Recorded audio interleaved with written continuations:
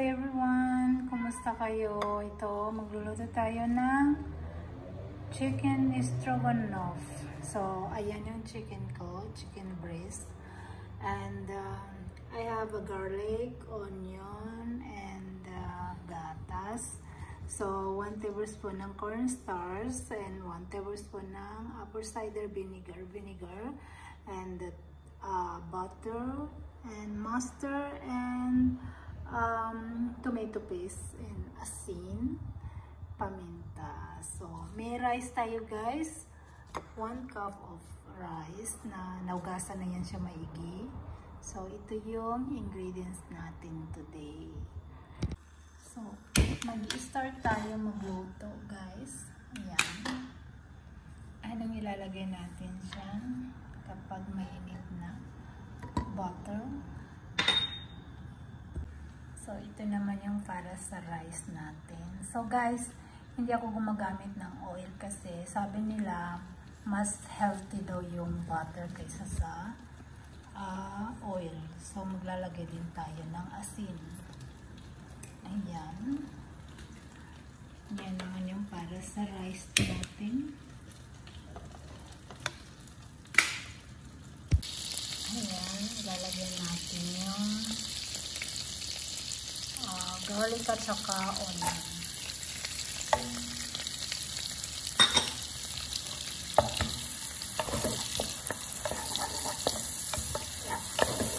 So, ayan yan, ganyan lang kasimple magluto ng chicken stroganoff and white rice. Yan naman yung para sa rice na. So, ayan guys, naglalagay ako ng butter, hindi ako naglalagay ng oil. And, pag kulay brown na siya, saka natin ilalagay yung chicken. Kapag kulay brown na din yung chicken, saka naman natin siya takpan ng konti at maglalagay tayo ng iba pang ingredients natin. So, ayan guys. Ayan, magiging kulay brown na din siya. Malapit na. So guys, ito, chicken stroganoff, you can add anything, but chicken stroganoff talaga, inalagyan siya ng mushroom. So, bawal ako sa mushroom, hindi ako kumakain ng mushroom kasi nag-allergy ako. So, yung alaga ko din kumakain ng mushroom. So, hindi ako nag-add ng mushroom guys. So, chicken lang siya. Yung lahat ng ingredients lang natin ng pwede sa atin, yun lang yung i-add natin. So, guys, pwede kayo mag-add yung hindi kayo allergy sa mga sangkap ng gusto natin i-add dito. Pwede kayo mag-add. Pero kami, kasi hindi ako pwede, hindi ako nag-add ng mushroom. Mas masarap kapag may mushroom siya na fresh mushroom. So, mas masarap siya.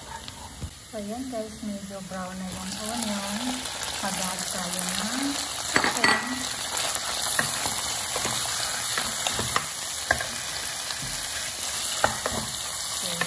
So, kapag medyo brown na naman yung chicken, kapag luto na yung chicken, saka natin i-add yung iba pang ingredients natin. Ayan, medyo kumukulo na din naman yung tubig natin para sa kanin, bigas, rice, guys, nandiyan na lahat. So, ayan, saka natin nilalagay yung kanin. Kailangan naugasan maigi natin yung bigas. So, ito na siya. Ayan, kumukulo na yung tubig na para sa rice. Ayan na yung rice natin. Alright. So, ito na siya. Kapag mag-golden brown na siya yung chicken natin guys at wala na yung tubig, sakay tayo maglalagay ng ibang ingredients natin kapag wala na yung tubig nila. So, kapag naihalo na natin yung lahat ng ingredients, saka naman tayo maglalagay ng gatas at konting tubig. So, ngayon, gagawin natin, tatakpan natin siya at dito naman tayo sa kanin natin. Yung kanin natin guys, ano na siya, ayan, medyo konti na yung tubig. Ang gagawin natin, tatakpan natin at palitin natin yung apoy at Pagkatapos nyon, 5 minutes at papatay na natin yung apoy. So, yan guys. Yan lang. Okay na. O, diba? Golden brown na siya.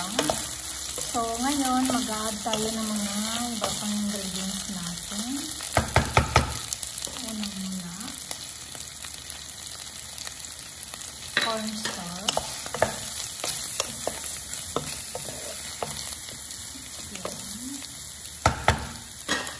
Saka vinegar.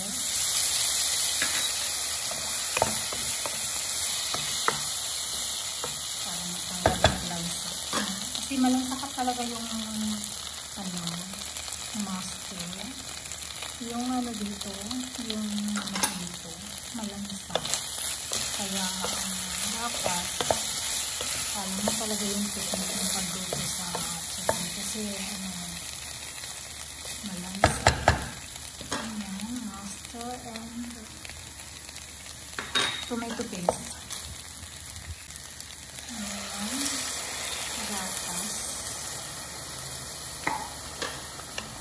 Ang ginagamit talaga nila dito is creme fraiche. Creme fraiche. Kaso, mas ako dito sa gatas kasi masyadong mapat kasi yung creme fraiche. So, maglagay ka na lang din ng cornstarch para siya, para lumapot siya ng konti yung sauce mo. So, ayan, naglagay din ako ng asin at paminta. So, ayan na siya guys. Mag-add muna tayo ulit ng tubig. Ayan, mag-add din ako ng tubig, kalahating basong tubig. Diba?